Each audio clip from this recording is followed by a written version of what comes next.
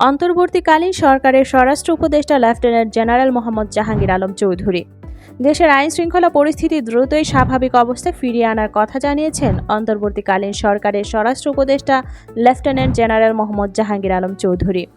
আজ সোমবার সচিবালয়ে স্বরাষ্ট্র মন্ত্রণালয়ের নিজ দপ্তরে সাংবাদিকদের সঙ্গে আলাপকালে তিনি কথা জানান।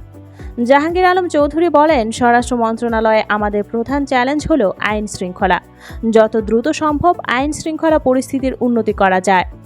আগামী সপ্তাহে জাতিসংঘের প্রতিনিধি দল ঢাকায় আসার ব্যাপারে তিনি বলেন, ছাত্র জনতার আন্দোলনে হতাহতের ঘটনা তদন্তে আগামী সপ্তাহে ঢাকায় আসবে জাতিসংঘের প্রতিনিধি দল।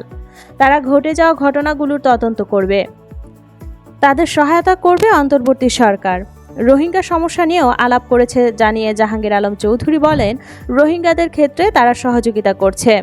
আমরা আরও সহযোগিতা চেয়েছি। 1.2 মিলিয়ন রোহিঙ্গা প্রতিদিনই তাদের বাচ্চা বাড়ছে, খরচ বাড়ছে। আমাদের পক্ষে কতদিনে খরচ বহন করা সম্ভব?